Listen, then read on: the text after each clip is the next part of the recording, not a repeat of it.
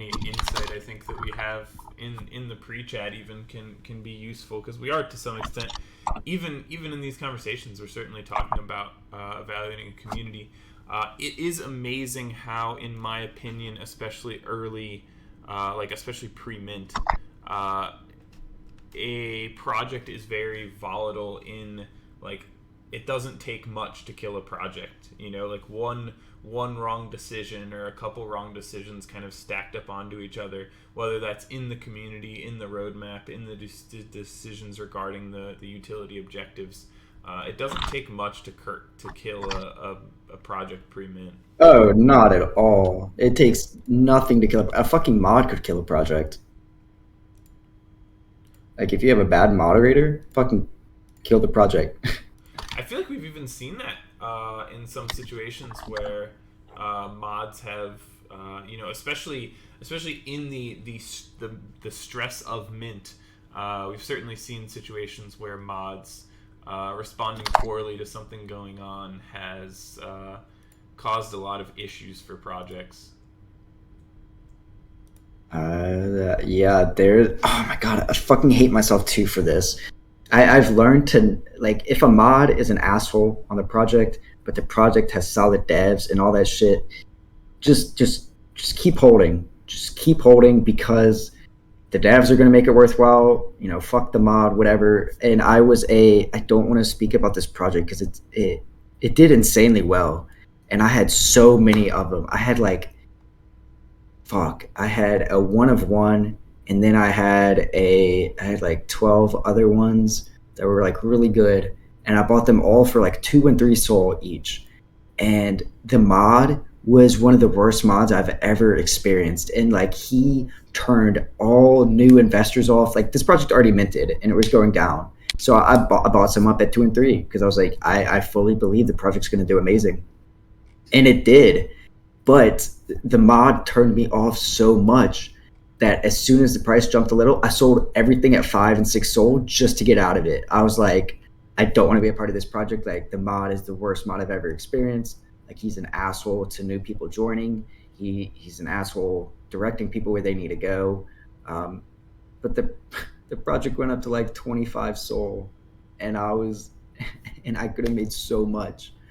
Um, but it was that one mod that turned me so far off that it just cost me lots of profit. Yeah, I mean, to some extent, it's the importance of your class, right? And I think we'll certainly see as the space matures that people are looking, like, the decisions that people make in regards to who is facilitating their community from a community manager and mod standpoint becomes of greater importance as the space kind of develops. Right now, I think there's enough kind of immaturity in the space that you can get away with cutting some corners, I think, to some extent.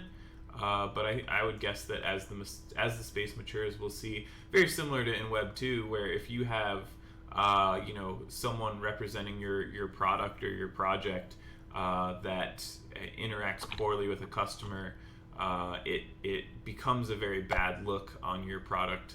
I suspect that we'll see the same type of thing as this space matures as well, if I had to guess.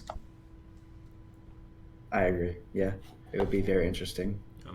All right, well, let's talk evaluating a community. I've got just kind of some things that I look at when I'm evaluating a community. Zach, feel free to chime in just kind of whenever with different insights and thoughts that you might have. Obviously, you are certainly the expert here far more than I am, so if there's anything that you even disagree with, just kind of be like, hey, actually, I think it actually works the other way, or whatever. Feel free to just kind of chime in with any thoughts you have. I got a question though. Did you announce that the class is going on right now? Yeah, I put it in Academy announcements. Oh shit. Okay. You might not have access. Can you see? You probably can't see July Academy. No, Yeah. I cannot. Oh wait, yeah, I can. can. I had it muted just because I was getting all. Yeah, I was getting all the notifications. That's fair. That's fair. There's really no reason for you to have notifications on for the July Academy stuff. Yeah. All right. So, what is an academy? What is an academy? What is a community? A community is holders that stay active in the community through Discord and/or Twitter. And in my mind, there is a distinct difference in the way that communities should use those two platforms. So on Discord, a lot of that I think of as the internal marketing and the internals of the project. In Discord, you're going to have a lot of discussion of the project, sharing alpha with other members, friendships, things that are internal to the project itself, building that community within Discord a lot of times. Twitter is a lot, in my mind, of external marketing, so things like showing off NFTs that they're proud of, timeline presence. We've seen, certainly on numerous occasions, that Twitter can be a place where you can essentially get new buyers. In my mind, the way I think of it as having a strong Discord, especially post-mint, can help your floor price not drop. And Twitter can help your floor price increase. So having a good community where people are engaged, people enjoy spending time in there. We've had the conversation about the concept of a home DAO, the place that people spend the most time.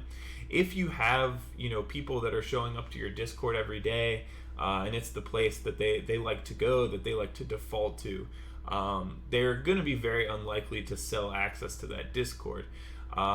So I think Discord is very valuable in terms of reducing selling pressure on a project. Contrary to that, I think that Twitter doesn't do that as much, but what Twitter does is it acts as an external marketing for people that aren't in your project to see how excited the community is about it, and it can be a way to get new buyers. So the way that I like to think about it in terms of investing is that Discord, having an active Discord, helps reduce selling pressure, helps reduce people that want to get out, and then marketing on Twitter and getting information out on Twitter helps increase buying pressure, gets new people to buy into the project. Just kind of the way I think about it from an investing standpoint.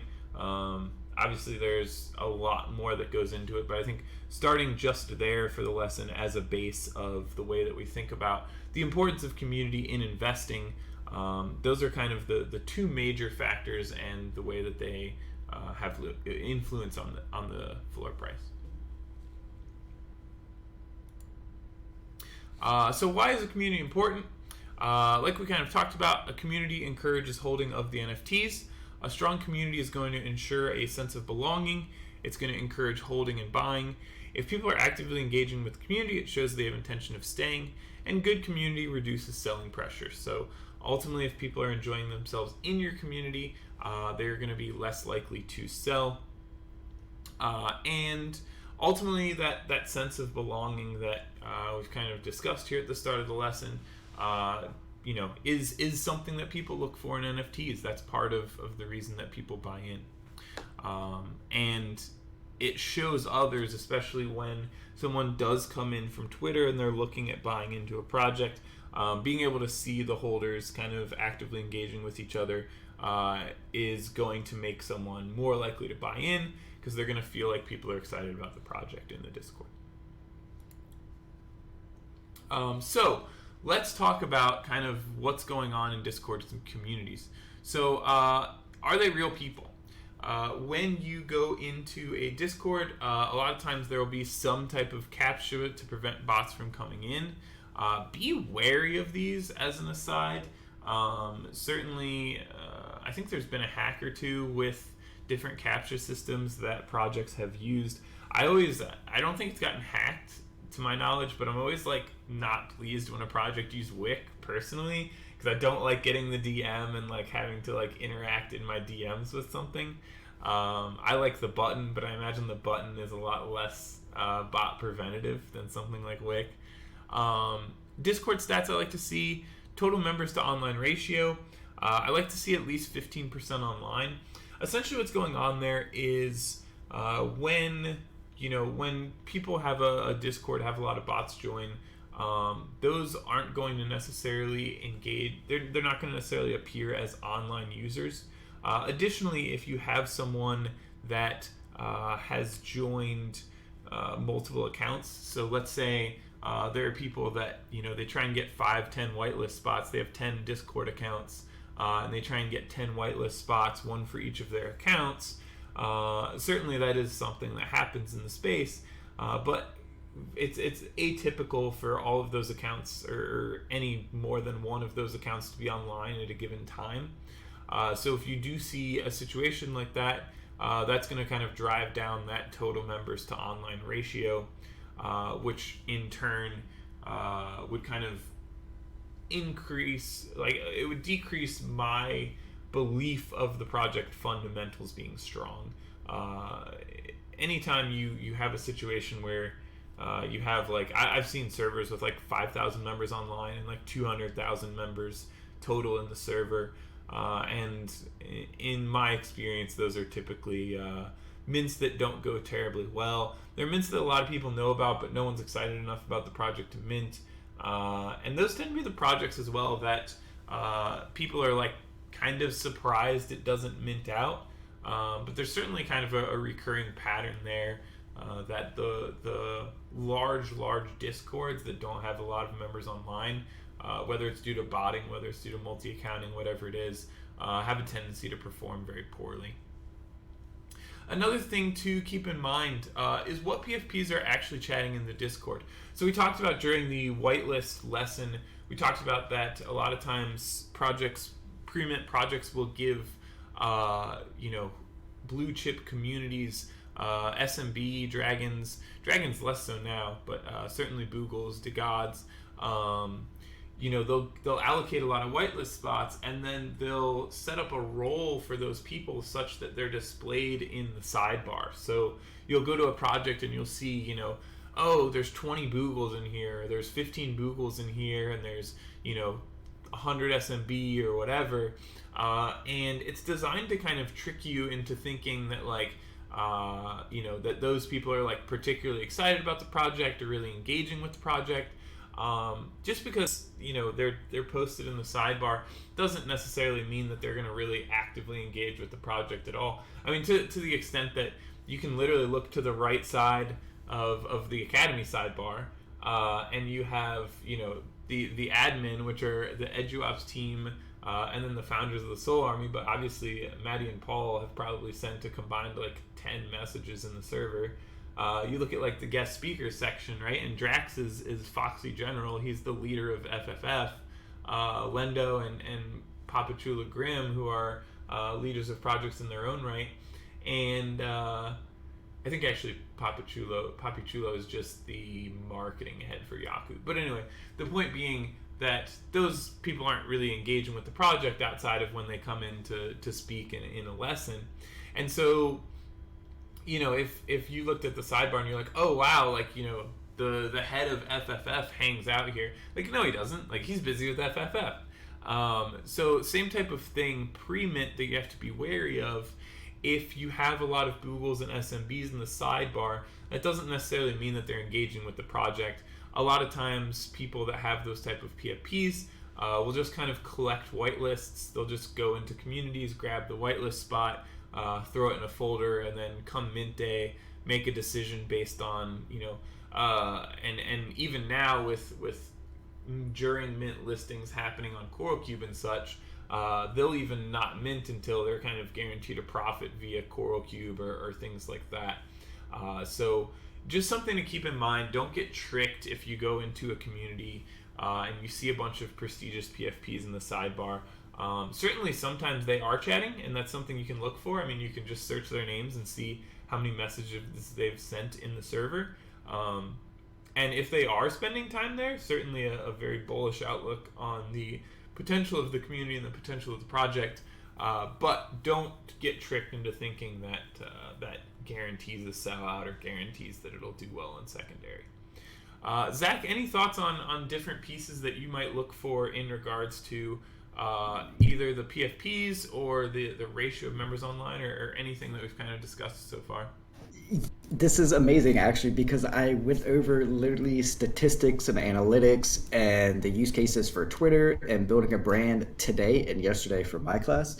So yes, I actually have a lot to say on profile pictures and statistics. So yes, building a brand and having that one unique profile picture that everyone recognizes goes a lot further than just having that name. Because a picture is just, you can join a server, see that picture and be like, oh, my favorite influencer, my most hated influencer, or someone I really respect, or someone I really don't respect is a part of this project. And from there alone, you get like from there alone, people have a certain connotation, or when they see a certain profile picture on Twitter. Like I know Soul Hub has a very distinct Stoned Ape crew that other people use, and anytime I see someone else use it, it just makes me think of Soul Hub. So, or anytime I see a Big Brain SMB, it makes me think of Big Brain. So I think profile pictures and having a very distinct profile picture that people can associate you with is very key. And I do believe that when they're a part of certain projects, you do feel a sense of comfort. Whenever you see a lot of, top DAOs in a project, usually means they're going to be talking about it, they're going to be minting it, they may even be trying to pump it. So it's always good to check to see who is a part of the Discord on the side. And I think the statistic for online users is very interesting as of lately. I know it was like what I know Trip and Ape Tribe had like 300K users, but like only like 15K were active at a time, or was it 20K? Because there was just so many bots that they didn't intend on having a part of the Discord. It was just like that because of the overwhelming hype during that 3 week long period of like Trip and Ape, Vandal City, or Vandal Court, whatever it was, Great Goats, Wobblebug, all of that. It was just a perfect firestorm for influx of an insane amount of bots that no one has ever seen in this space. Like I gained 50,000 followers in one single day off of one single giveaway for Trip and Ape Tribe. So it was really crazy to see that. But I do think that the online ratio, if a Discord has an online ratio of more than 10%, so like let's say there's 10K people and there's at least 2K active, that's 20%. That's insane. As you get more users, obviously there's not going to be that many active online, but if you can manage to secure a minimum of 15%, I think it's insanely bullish. Yeah, I do look for those statistics a lot. in regards to that as well, one thing to keep in mind when you're thinking about the number of users online and stuff is also the supply of the project, and this is also important for just like the total engagement and the total members in Discord or Twitter followers or things like that. If a project is only minting 1,000 or 2,000 NFTs. If they have 8,000 followers, like that's probably sufficient to mint out the project the majority of the time. But certainly, if the supply is like 10,000, that's almost certainly not going to be sufficient. So it is just something to keep in mind that part of trading NFTs is understanding that it's very rare that there's kind of like set rules that like always this amount is always bullish or this situation is always bearish. It's just something you have to keep in mind that and we'll talk about this when we have our educated investing lessons, that you're not going to win every trade, you're not going to profit on every trade. Setting up stop losses is a very important thing to do, because as much as people can preach diamond hands and preach I'll hold it to zero, whatever, like you don't want to do that. Like if a project is going to zero, you want to try and get out before it hits zero. So setting up stop losses and things like that are very important. But going back to the original point, it is just something to keep in mind that while like I like to look for 15% online or 10% online or what have you, there's certainly going to be outlier cases where the hype around Trip and Ape Tribe was such that like they were never really going to be able to pull off a ratio like that, just because there were so many people botting the Discord and doing those type of things.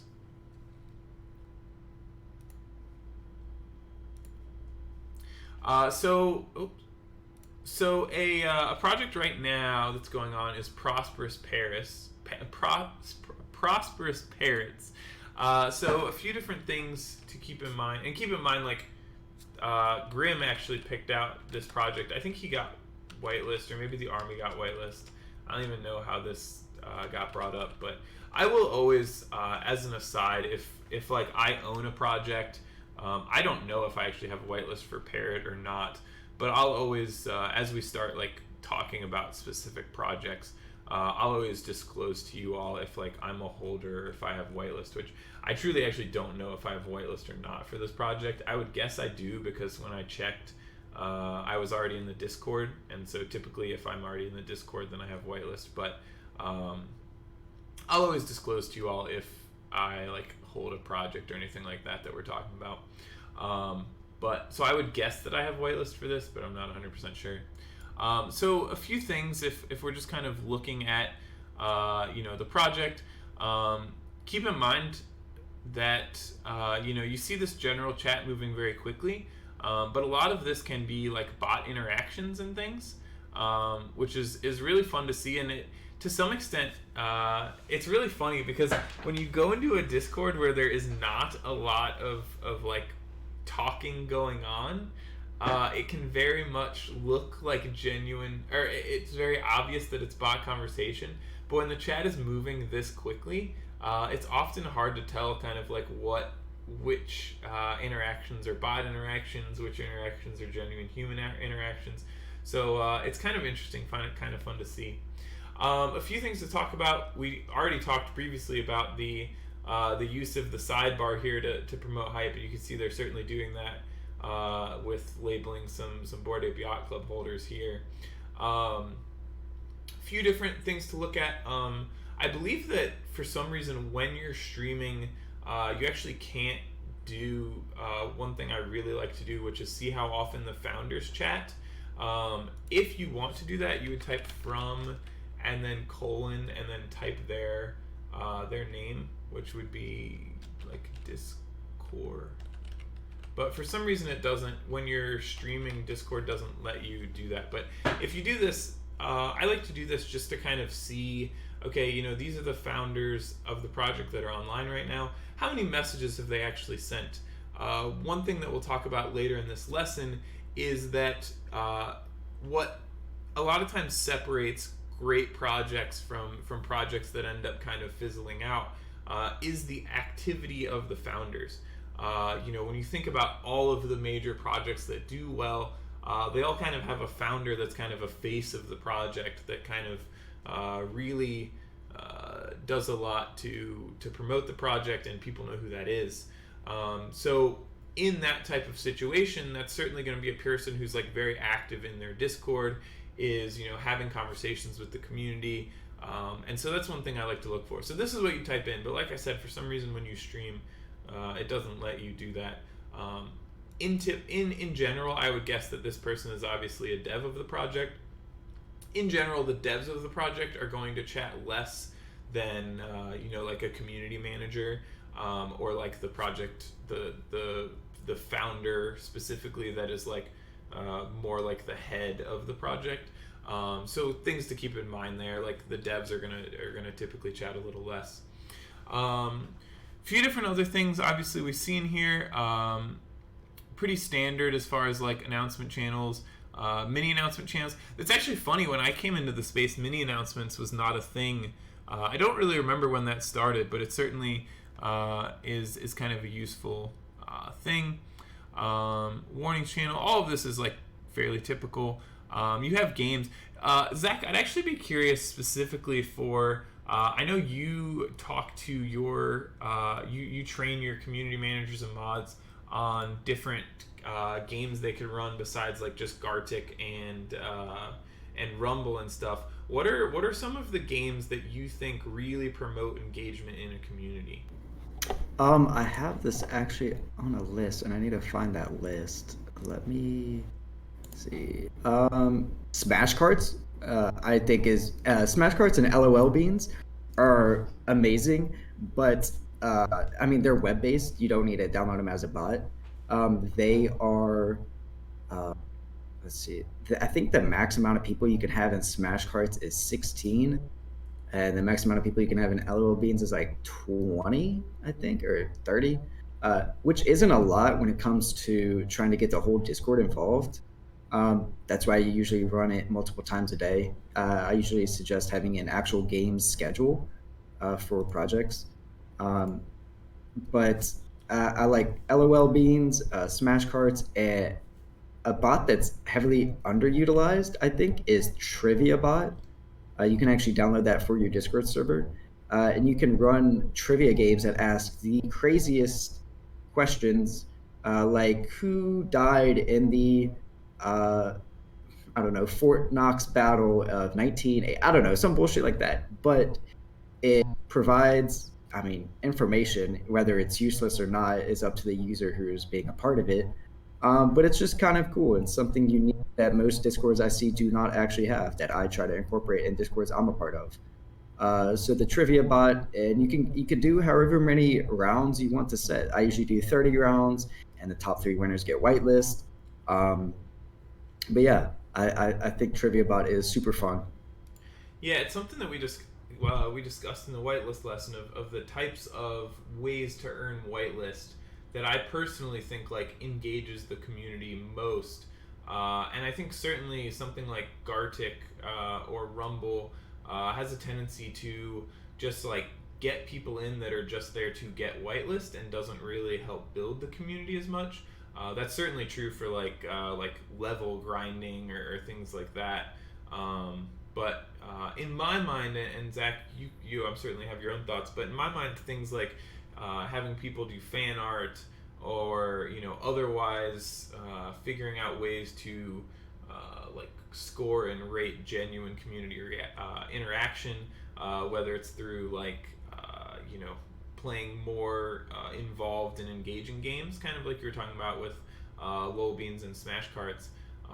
All of those seem like better ways than the traditional grindy ways. I also know that Rumble is known, at least in my experience, for being heavily botted for those hype mints as well. Yeah, Rumble is insanely botted. Like, I mean, I still use it like as a community manager. I still use it because so many people request it, just because it's it's a randomizer. So it's like fuck it, it's random, so everyone has a fair chance. Uh, I mean, yeah, it is heavily botted. So sometimes it's good to have an FAQ about Rumble added, letting people know that it's going to go for a user who has been here for more than 48 hours and is active. But yeah. Is that fairly easy to set up in like the config of the like game? No, no, no, Oh, no. okay, You actually can't config that. It's just something that you would have to put in the game schedule. gotcha. So yeah, I mean, I usually have two different channels. So there's one for games and then one that's literally labeled games schedule, so people can always view that. Gotcha. Yeah, that makes sense. So professionalism and competence of the mods, certainly something that Zach is an expert on. We've certainly already had some conversation. And I have the role of moderators here, and I'm sure that Zach is going to say that this is far too short of a list. But keep in mind, Zach, that this is not a CM mod class. We are just giving a general overview of what's going on. Yeah, But I the was I role. was looking at it. And I'm like, I'm like Jesus Christ. He gave the um, absolute bare minimum, but it's okay. It's still good. It's still good. but the role of moderators as rule keepers, also as customer service. Zach, I'm sure you have a plethora of things that you would add to this list. I mean, yeah, I definitely could whip out because like I definitely could whip out my mod PowerPoint real quick and just go like I give you. Actually, you know what? If you want me to, I could. Go for I it. could literally. Absolutely. Okay. Go for it. Okay. So let me go to that slide because this was one of the first slides. Um, here it is. Okay, so the roles of a moderator are responsible for maintaining order within the Discord community and acting as a resource for server members. My biggest thing that I tell everyone is the founder and the community managers are basically the pilots of the Discord. They're flying the project from point A to B, which is getting it all set up, and then whatever happens between A and B is up in the air. But point B is basically minting out and building out the roadmap. But the moderator is the eyes and ears of the whole Discord, while the founders and the community manager are focusing on flying the plane. So they are the flight attendants, focusing on handling the server members' requests, their feedback, etc. That they then FUD, whatever have you, whatever's going on in the server that the community manager is not aware of, the moderators will report back to the community manager, aka the pilot, who then, if anything needs to be drastically changed, they then report to the founder. Yeah, they are the eyes and ears of the Discord, and their scopes include, like, the scope includes enforcing rules, answering questions, supporting project founders with ad hoc tasks, meaning tasks that aren't necessarily under the description of what a moderator is. Example could be like, hey, go, if it was IRL, it'd be like, hey, can you go get me some coffee? Or hey, can you go get me a bagel? That is an ad hoc task. That isn't actually, a job description, but it's just something you would have to do for the community manager or founder or project. Assigning or revoking roles, banning people for malicious or disorderly behavior, running games, keeping chats clean, directing people where they need to go, like certain channels, handling toxicity, and maintaining security. A little more than rule keepers and customer service. Just a bit. Just a bit. We've already talked about the importance of good moderators, especially with Zach's story about like literally being so annoyed about a moderator that he just like couldn't handle like staying in the project because it was such a bad experience. But ultimately, moderators are the forward-facing representatives, and their behavior reflects in the image of the project. Good mods steer the atmosphere. This is overwhelmingly true that in my experience, the moderators kind of help set the tone for the kind of what happens in the community, and it's a situation in my mind that basically what the mods allow happen in the server, whether that's what type of conversations, like how negativity is handled, how negativity is dealt with, if two members have an issue, like how that gets resolved. All of those things kind of build into the aura of how the project actually goes. And it's kind of on the mods to often navigate that space. It's not necessarily an easy thing to do either. So just something to keep in mind, that good moderators, in my opinion, and certainly Zach's opinion, can really make or break a project to some extent, especially pre-mint, when a project is trying to mint out, and it's very fragile.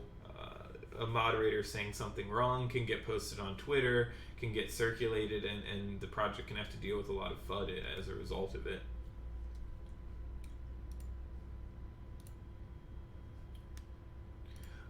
So part 2 here, in that regard, every project's going to go through difficult times, and the moderators are, to some extent able to keep that ship righted, or at least keep the community righted, if a project is just head down building, and especially we talk about metaverses and P2E games and stuff having a long timeline as far as the amount of time it takes to build something.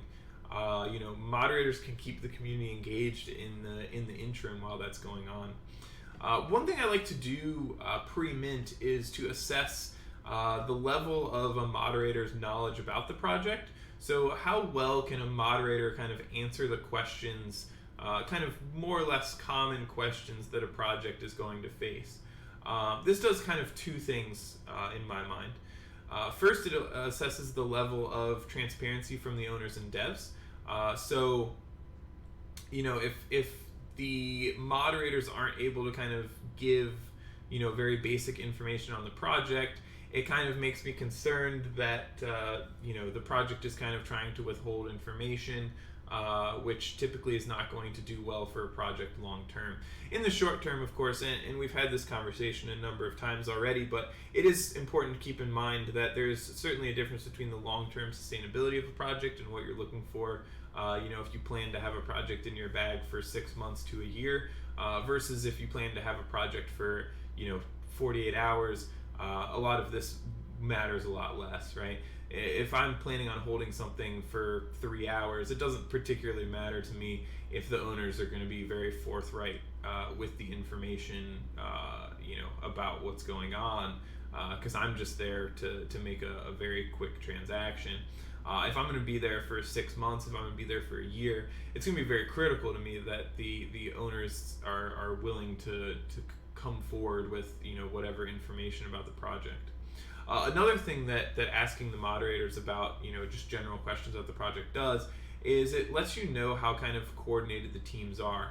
So the project founders and the community manager and the mods should have kind of a good flow of information, however that's organized, whether the founders are talking and instructing the mods directly, or that they go through the community manager to do that, or however that works.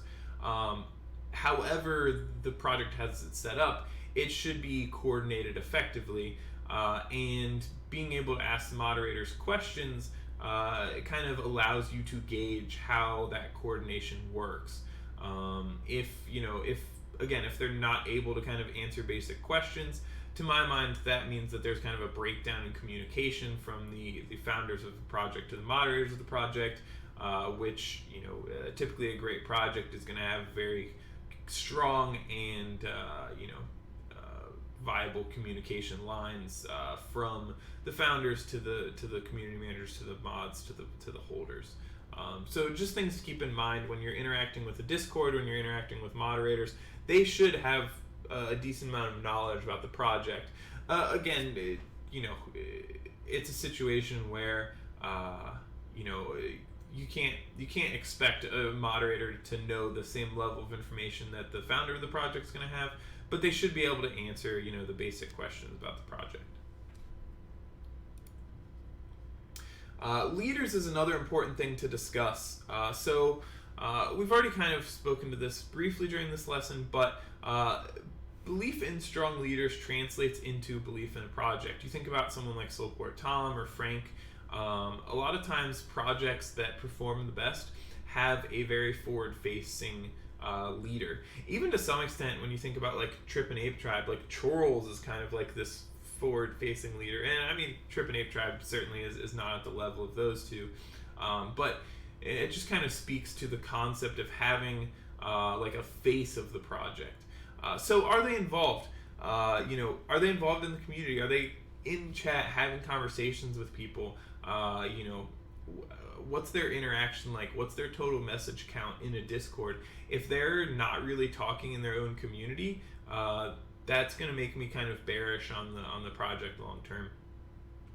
Look at the announcements. How often are announcements occurring? Do the announcements have substance to them? Again, this is going to vary based on projects, like we kind of talked about. We were talking about evaluating a roadmap. Something like the Quetzon Krek roadmap is going to look very different than like Project Dolphin roadmap, just because of the style of the brand of the projects. So it is something to keep in mind. There's not going to be like a set, like this is a good announcement, this is a bad announcement. It's going to depend on the community. It's going to depend on the way that the brand is being created. But it is something to keep in mind that they should be, there should be regular announcements going on, both pre-mint and post-mint, and those announcements should contain substance, whatever kind of substance that is. And I personally like when those are posted by the actual founders, but again, your mileage is going to vary on that to some extent. Do their personal voices show? So, is it do those announcements feel unique? Do they feel like, this is a legitimate person making a connection with me? Or does it just kind of feel like a generic announcement that anyone could have typed up? The best projects are going to have consistent presence by the project founders and leaders. And I think we've certainly seen that in the projects that have been successful so far in the Solana ecosystem. Zach, any thoughts on, I did kind of skip any input from Yeah, previous, actually, but go ahead. I love the churros reference because I also use that reference. I think churros for Trip and Ape Tribe is a great way to build out lore for the project to keep people entertained and engaged, while also a great, fantastic marketing tool pre-mint that they used to get people fucking like hyped and excited, and it was just like everyone looked forward to when the next Churros voice memo was gonna be tweeted out. I think that it was a great marketing tactic and a great uh, you know tool and for their lore and all of that.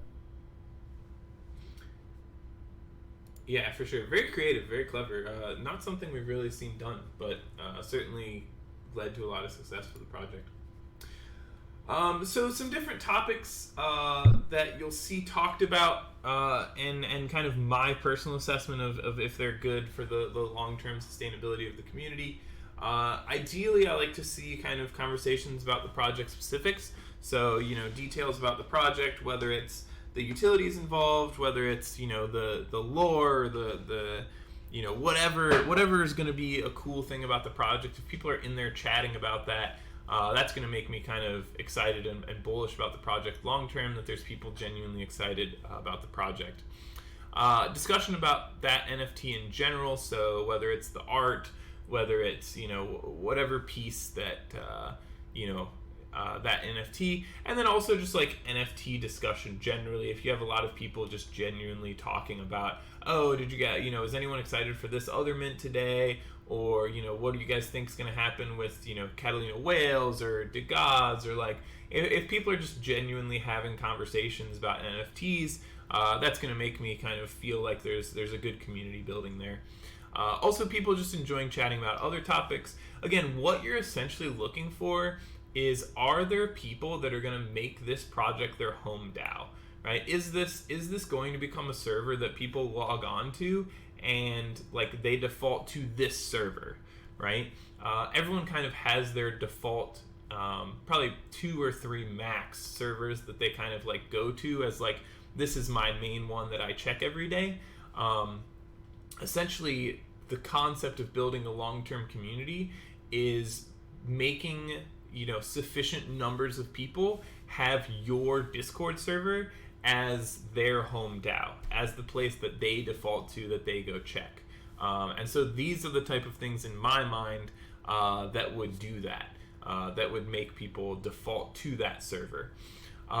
Things that I think aren't a good sign, and again, all of these things are long-term, ideals. There's plenty of money to be made in a 24-hour time span that you don't necessarily have to worry about these type of things as much. And we'll obviously get into those type of plays in other lessons as well. Things that I don't think are a good sign are, if there's incessant talking about the floor price. I've found that the more conversations are going on about floor price, it just generally is a very bearish sentiment about the project. Again, when you think about the things we've talked about in this lesson, building a community involves engaging people and making people feel like they belong. Conversations about floor price indicate that people are really just there for the money, and while it's to some extent a reactionary situation where the community, building a good community, causes the floor price to go up, the floor price going up doesn't necessarily cause a good community. Attacking sellers, so when you see somebody sell or a sale on an NFT that is particularly lower, and people are like making fun of the person that sold or things like that, that's generally going to indicate a very bearish sentiment to the community. Mindless spam, so if there's just a lot of hello, what's up, I love this project, we're going to the moon, things like that, that's going to be indicative that a lot of those conversations might be botted. They might not be genuine conversations, especially in Discord servers where you can achieve whitelist by reaching a certain level of Discord activity. A lot of times people will set up bots to just kind of spam messages so that they can get those whitelist spots. Obviously not going to be good for the long-term sustainability of the project. However, if a project is sufficiently hyped, that doesn't mean that you can't make money on it in the short term. Irrational Moon Talk as well. This is a situation where if you have a bunch of people saying that we're going to hit 100, we're going to hit whatever, a lot of times that'll end up being a very bearish sentiment in my opinion as well. It should be noted as well when we talk about these type of different things. There are ways that a project can make this into a copy pasta, make it into a meme, whatever. So like if there's like kind of a difference between if you have some people in there just talking about how we're all going to get Lambos versus like a copy pasta where like it's a joke about Lambos and whatever type of situation. Then it kind of falls back over here and like talking about project specifics, not necessarily project specifics, but just like building that community involvement that like this is something that we do here. Like if somebody says something funny, we copy pasta it, and that can kind of build community. So again, especially evaluating community, it's very hard to kind of pin down to an exact science. You do have to kind of interpret the information you're provided in a Discord server to kind of figure out what's going on and how the community's building. But these are just kind of some of the pieces that I've found to be useful. Zach, thoughts on any of these, your opinion, bearish, bullish indicators in conversations that are going on in the Discord servers? Yeah, actually, that's really good. This is, floor price. Usually, I like to have a specific channel for that. If it's like a major topic, you could create a channel called price discussion. So you get that out of the general chat, so new members don't join and see that everyone's complaining about the floor price or what have you. You have a specific channel for it. Attacking sellers is the quickest way to turn everyone off, because usually you never know what. Okay, given if you're attacking someone for literally 0.1 profit over and over again, I could understand that to an extent. But obviously you never know what someone's case is, why they may need the money. And honestly, instead of attacking the seller, you should be happy for the buyer. You should be like, yo, we just got a new buyer, we just got a new investor, we just got a new member, and promoting that, being happy for that. The mindless spam, yeah, I mean, that's for pre-mint, that's pretty inevitable. Yeah, you can't really like mitigate that. I mean, you can do as much as you can, but I mean, can't really mitigate the bots and all that shit. It's just something that happens. Now after mint, yeah, you should be on it, making sure there's no spam and all that shit. Irrational Moon Talk is kind of neutral. It's kind of fun. Everyone just likes hyping it up, and sometimes there are kids, kids meaning like 12 to like 16-year-olds that are part of the project that are just kind of like immature and just having fun and be like, yo, to the moon, whatever. Talking about the project specifics is great because you want to inform people. You never know who's watching the chat if they haven't been up to date on the announcements, so they might see you talking about some stuff that's been going on. So yeah, I think it's good talking about the project specifics. Discussion about NFTs in general is great. Have specific channels though for that, so it doesn't take away from the project's general chat, because the general chat should mainly be about the project itself. And people enjoying chatting about other topics. It means people are generally there just to like chill and hang out with people. Obviously have a different channel for that, maybe off topic. Again, keep the general chat specific to the project itself, while the other chats are focused on whatever the other channels are. So yeah. Yeah, it makes sense for sure. So Zach, we're kind of wrapping up here, but any other pieces, and certainly you can also use this space to, I know we certainly have some people in here that are also part of your CM mod course, but any other kind of pieces that you want to talk about that we maybe perhaps missed out on that you think are important to evaluating community, and then also feel free to kind of plug the CM mod course as you wish as well. Yeah, sure. I love how you used my SMB because I literally just bought that. So like, I know. It's so new to me. I grabbed it. I was like, all right, like I need Zach's, and I was like, oh, he's an SMB now because you had a, what did you have most recently? You change a lot. Honestly, I don't change yeah, mine. I'm always a shadowy supercoder. I think. wait, is that no? That's not what yours is. Yeah, I'm always in here. No, in here it's a one of one that Subterra made for me in the army. Wait, but what on is Twitter, your yeah, Twitter? no, on Twitter I've been a shadowy supercoder basically. Oh, that's my right. entire- That's yeah, right. basically my Yeah. entire existence is shadowy supercoder. How many of those do you own? How many of those do you own? Just 3, and then I have like Okay. another like 10k shadow or so that I've just purchased. So yeah, I kind of sold the top on that. I sold my SSC after I staked it for like 5 months, 4 months, 5 months.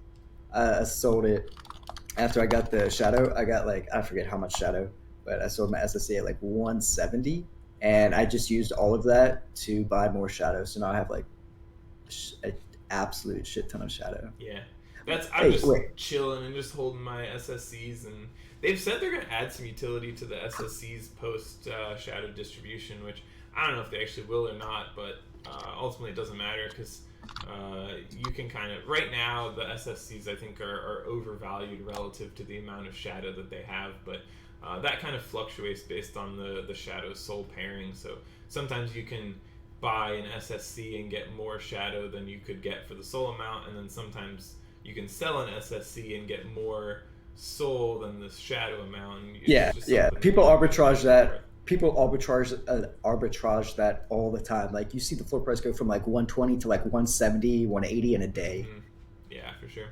But yeah, any thoughts you have? CryptoFem also threw a few questions and lesson questions. One being, how can you evaluate a community of established project that's gated? So, if you're not a holder, a lot of times the holder, the holders kind of hang out in a holder chat. So is there a way that you evaluate a community when you can't really see the holder chat? And then also, what are your honest thoughts on Urkan Army based on what you just thought? I see. I don't know if I can give my opinion on that because I've a very strong opinion on a very big community. Um, I'm gonna have to be very careful with what I say. It's also a But little weird because I know that there was somebody that like posted somebody's like actual address because they were flooding that Urkan yeah, Army, see, which that's just is like way too really toxic. messed up. Yeah, for sure. Where are these questions that they're asking it? Oh, is it in general chat? No, it's July. I don't know if you can you see July Academy. You might not be able to. Yeah, see it. I can. I Okay. can. It's in lesson questions. Oh, there we go. Okay, cool. Let me go read it. Okay. Where can you see the number of users and online? Okay. Congrats on the SMB. Thanks. I honestly I don't know if I'm going to stay a part of the community. I picked that one that you see up on the screen right now. It has a biker trait with devil horns, and the devil horns, they list it for 205, and I think the floor right now is like 200. So, and this trait is like really rare apparently. Uh, and the next devil horns after that is like 380. So I kind of picked it up for a massive discount. So uh, I'm looking to flip it for potentially like 350.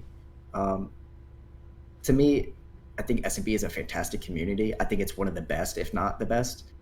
Um, but personally, I don't really have much to gain from it because I have so many friends that are already a part of it. Like if I ever want to go to an event or get in, like I easily could. My friend could just send me their SMB because they own so fucking many. So there's really no use for me personally, except to it's a great store of value and a potential flip. SMBs are a fantastic store of value in my opinion. But yeah, what was the other question? How did WSOP go? I think that was for Blazer. Yeah. Evaluate a community on an established. How can you evaluate a community of an established project that is gated? Twitter engagement. That's a great way to do it because obviously you can't see how the community is without buying into it. I presume is what you mean by being gated. Like there's no public channel, which I have some opinions on. I think that's a good idea, but also a bad idea. Depending on how strong the community is, you may not need a general public channel. Like Trip and A Tribe does not have a public channel. It's all gated. but their community is very strong, so you kind of can tell ahead of time what you're buying into. Other than that, if it's not gated, then you're kind of just winging it. I mean, if it is gated, then you're kind of just winging it. If you don't know how their community is based on Twitter alone. Um, Now, what are your honest thoughts about the Urkin army based on what you just thought about us? Or wait, based on what you just taught us? Um, I'll I say, actually, you want me to take it, Zach? That way, if anyone gets killed, it'll be me and not you. Because I imagine yeah. we have very similar opinions. Let's see. I'm curious your take. Let's see. My opinion is that it would not be a project that I would try to hold for more than 24 to 48 hours if I had whitelist for it. I don't have whitelist for it. There's probably some money to be made very early on secondary. I expect there will be like kind of a situation where there's like a very quick pump. Then you'll see kind of listings increase as people try to get out, probably around like 10 or so. It'll probably drop. Very similar to like what we saw with like Just Ape, where like 24 hours after Just Ape, it was like just above mint price. I think we'll kind of see that same type of price action. I think there will be kind of like a secondary pump on it where, you know, a bunch of, you know, Twitter engagement starts rolling around and a bunch of people buy back in. And then I think we'll see it kind of slowly disintegrate. You know, I don't think that there's a lot of long-term outlook for that project. I certainly could be proven wrong, but based on what I've seen, and when we talk about, you know, the fundamentals of what we look for in roadmaps, the fundamentals of what we look for in communities, you know, I don't think that a lot of those typical fundamentals that we look for are there. That's not to say that, you know, there couldn't be in theory like a meta shift in the way that things need to be evaluated, but you're going to make the most money in the space by adhering to fundamentals and not necessarily looking for like crazy outliers. And the fundamentals of what's going on with that project aren't particularly something that would make me bullish on it for any more than a you know, a 48-hour timeline. Yeah, I I agree with that. I also think that they might use some of the funds to sweep their own floor, uh, and kind of build up hype again if it's dropping or something. Because I mean, Arkin has millions of dollars. Um, I'm gonna just be blunt. I think he is very egotistical, and I think he is kind of a douchebag. Um, Fuck it, I'm just being unfiltered. I don't see much of the project being bullish in the future because of who he is as a person. He does have a shit ton of money, so he could obviously pump it, and he has influence, and he has friends in the D Gods army. And D Gods are fucking fantastic. I love D Gods. I love Frank. Met Frank in person, cool as fuck. Um, and Erkin has spent a shit ton of money pumping D Gods and doing a lot for them, and he was cool. But I think it's gotten to his head, and he's just an asshole. And he didn't. I mean, you saw the thing where he wasn't paying that guy. Like, what the fuck is wrong with you?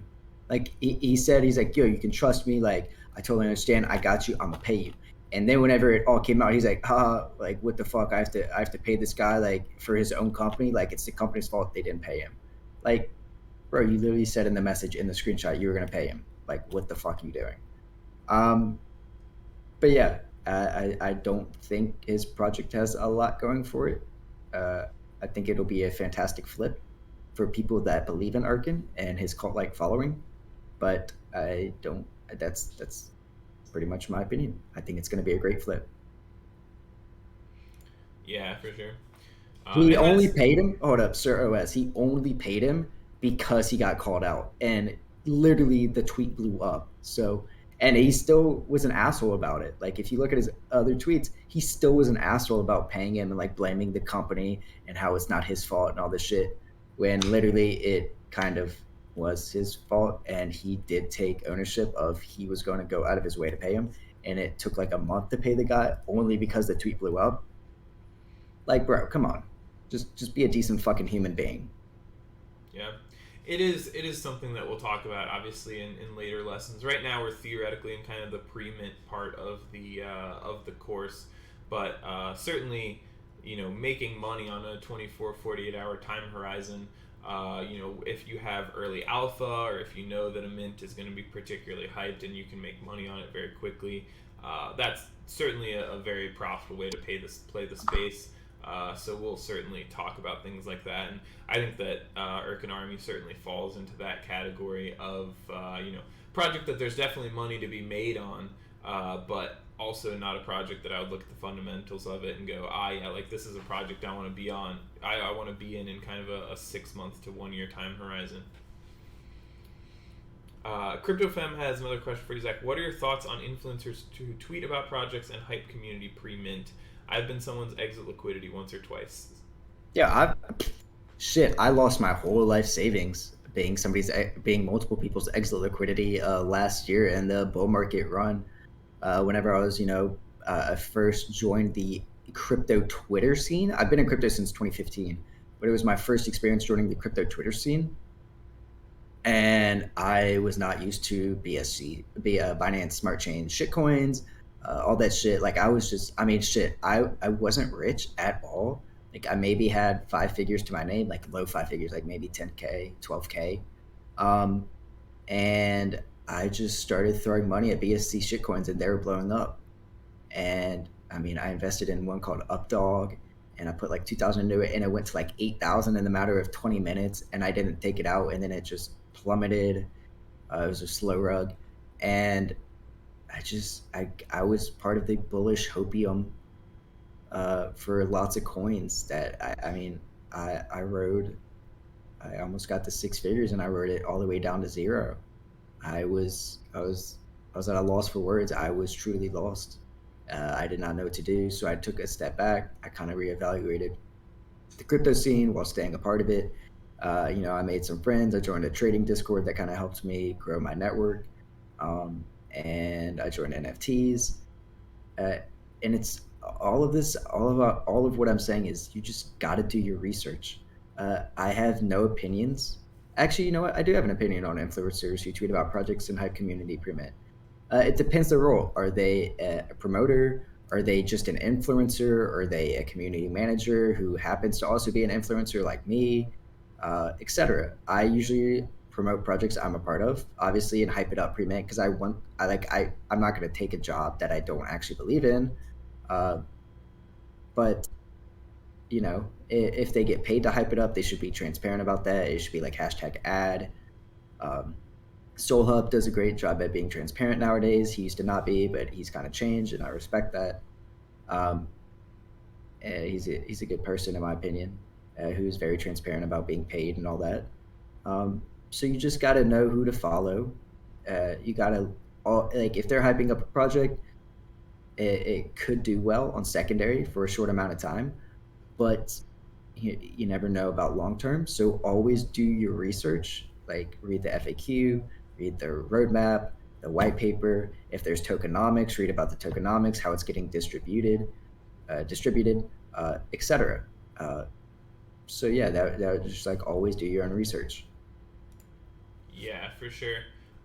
We'll kind of talk about how I've kind of like developed a bit of an intuitive feel for when someone is tweeting bullish things about a project because they're paid versus tweeting bullish things about a project because they actually believe in the project. There's a certain format that those tweets tend to take, and we'll kind of look into it. But yeah, it is the first, in my mind, the first step to being a profitable NFT trader is to not be a losing NFT trader, right? Like stop bleeding money and figure out ways that you're losing money, and if you cut those off, then from there a lot of times you can really start making good profits and things. But yeah, definitely something to keep in mind. Just generally, getting your investment advice from Twitter is a bad idea. Just generally, yeah. Everyone was kind of saying that Sol was going to 18 when it was at like 28. And whether I don't necessarily think we're out of the bear market by any stretch of the imagination. I think this could certainly be a bull trap, and we are actually headed down into the low 20s, high teens. But you certainly could have, everyone was kind of the Twitter sphere was kind of all claiming that Sol was just going to go down a lot. forever, and kind of right when that sentiment started to, really reach its peak was the actual bottom, before kind of a nice bounce up to the 40s, and we've bounced around a little bit since then. But yeah, it's just one of, like, it's tricky because it does feel like, especially if communities are effective at rating and things like that, it can feel like, oh man, like I'm missing out, everyone else has this NFT, like I should get it. But really avoiding that is kind of critical, I think, to making good profit in the space. All right, well, Zach, we really appreciate you hanging out. Really appreciate your time. I know you're a busy guy with all the communities you're a part of and stuff, and teaching the CM Mod course, but it was really great to hear from you, and amazing insight on a lot of different parts of evaluating a community, for sure. Of course, it was fantastic to be here. Yeah. All right, I will have this recording up probably shortly. I didn't get yesterday's recording up because I did have WSOP, like CryptoFem mentioned, which was exciting. I bagged almost 2 starting stacks. I'll have my second day of plays tomorrow. So tomorrow's lesson may be a hair shorter just so I can get there on time, but we'll get it all figured out. Appreciate everyone tuning in, and thanks again, Zach, for stopping by. Of course, y'all have a great day.